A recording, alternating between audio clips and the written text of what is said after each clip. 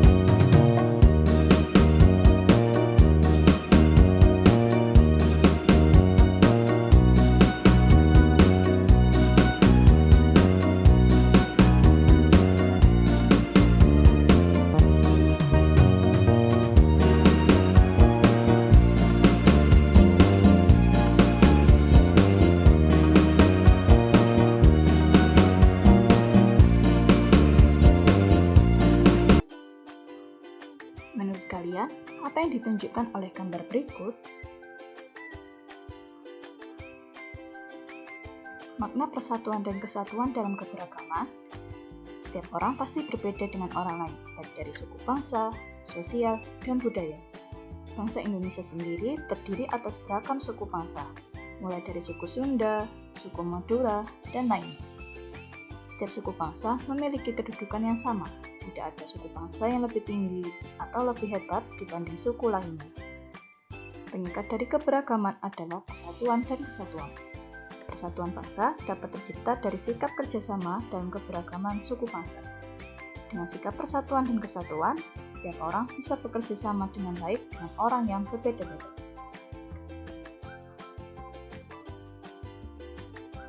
Selanjutnya kita akan mempelajari pembelajaran 3, yaitu mata pelajaran IPA dan Bahasa Indonesia.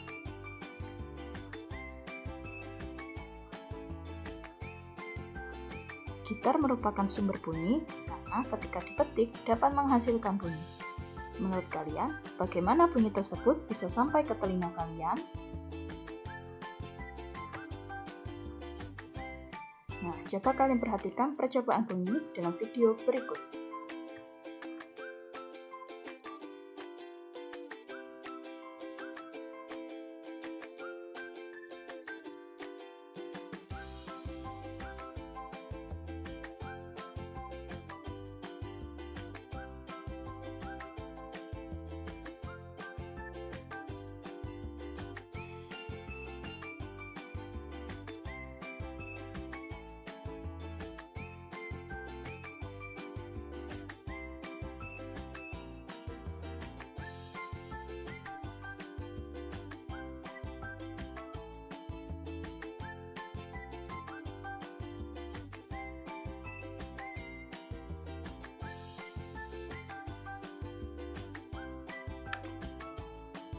Bunyi merupakan gelombang yang berambatan arahnya sejajar dengan arah getarnya.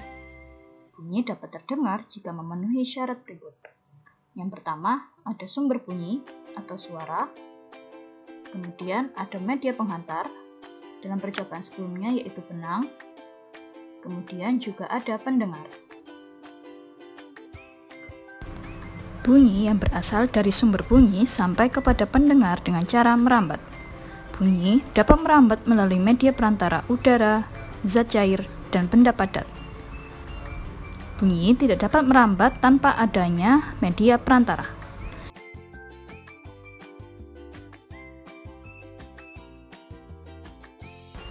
Berdasarkan percobaan, bunyi merambat melalui media perantara benda padat, yaitu benang. Apabila benang tidak ada, maka bunyi tidak dapat merambat kepada pendengar. Tahukah kalian bahwa dari gagasan pokok dan gagasan pendukung teks yang telah kalian temukan, ternyata bisa dibentuk menjadi sebuah mind map atau peta pikiran? Coba kalian perhatikan teks berikut. Siap menghadapi musim hujan. Pada paragraf pertama, awal kalimat menunjukkan gagasan pokok. Sedangkan kalimat selanjutnya sampai kalimat akhir menunjukkan gagasan pendukung.